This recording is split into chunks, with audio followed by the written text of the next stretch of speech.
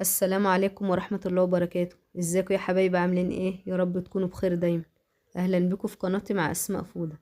يلا كده قبل ما نبدأ الفيديو بتاع النهاردة كلنا نصلي على سيدنا محمد عليه افضل الصلاة والسلام. النهاردة احنا هنعمل ايه؟ هنعمل جيلي بالفراولة بقطع كده موز، وكل الاطفال طبعا بتعشقها زي ما انتوا عارفين. هقول لكم النهاردة على الطريقة الصح اللي تعملوا بيها، واقول لكم على كمية المية اللي احنا فعلا بنحطها للعلبتين.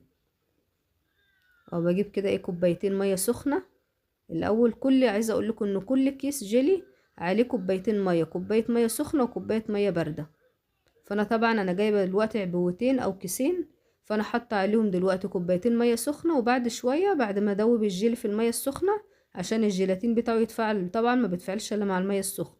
هنبدا ان احنا نجيب كوبايتين الميه البارده، يبقى كده ايه الاربع كوبايات على الكيسين.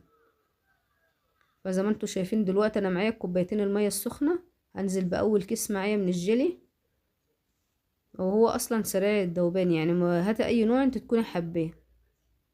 وانا كده حطيت اول كيس، وهنزل برضو بتاني كيس. يبقى انا ايه كده حطيت الكيسين. بس اهم حاجه اللي انت يكون الاول ميه سخنه، علشان الجيلاتين ماده الجيلاتين ما بتدوبش الا وبتتفاعل الا مع الميه السخنه. وبقلب طبعا كويس لحد ما بتاكد ان الجيلي كله بتاعي دايب. قبل ما احط اي ميه بارده لازم اتاكد ان الجيلي كله داب في الميه السخنه.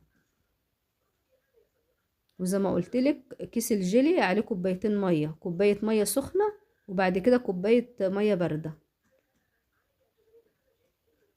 وانا بدوبه قوي. شايفين لونه اصلا جميل قوي، والاطفال كلها بتحبه خاصه بالفراوله. عايزه اقول لك بقى لو انت بتشوفيني لاول مره، يا ريت تشتركي في القناه سبسكرايب وتفعلي زر الجرس على الكل عشان يوصلك كل جديد. اهو دلوقتي انا بنزل بكوبايتين الميه البارده من الحنفيه عادي. ادي تاني كوبايه، يبقى كده اتظبط معايا 4 كوبايات ميه. وبقلب برضو، وان كان في جيلي مثلا بدوب. ممكن اللي احنا ندوقه، عايزة مثلا تزودي السكر تحطي معلقتين 3 4 حسب الرغبة، ده رغبتك انت، يعني في ناس بتحب سكره زيادة شوية. بعد ما دوبته جبت الكاسات اللي عندي او البولات اللي عندي.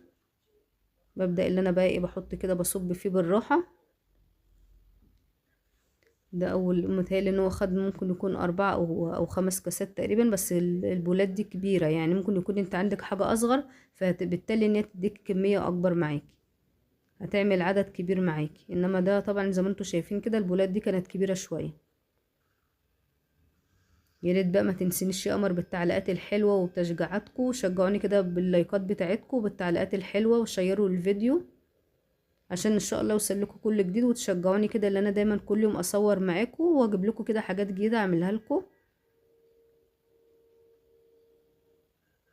بنزل عليه طبعا بقطع الموز. انا برضو ما بصبش الكاس بتاعي او البولة بتاعتي لحد الاخر، بعمل برضو حساب اللي انا هضيف له موز.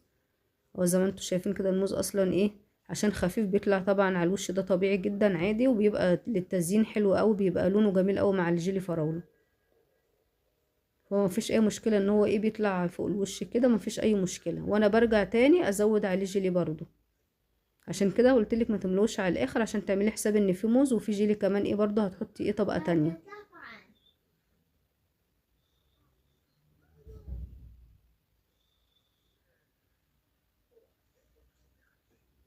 او كده بكمل بقية الكاسات بتاعتي. او كده بقى تزودي دلوقتي عادي. انا كده حطيت الموز بتاعي وخلاص، ودلوقتي اللي انا ايه بزود الطبقة التانية من الجيلي، وبسيبه بقى في الفريزر مثلا مدة ساعة برضو، او في الرف اللي هو تحت الفريزر ده، او الرف عندي ممكن احطه ساعتين 3.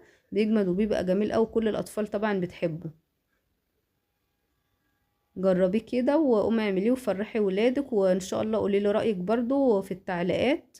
وما تنسيش بقى يا قمر اللايكات والتعليقات الحلوة.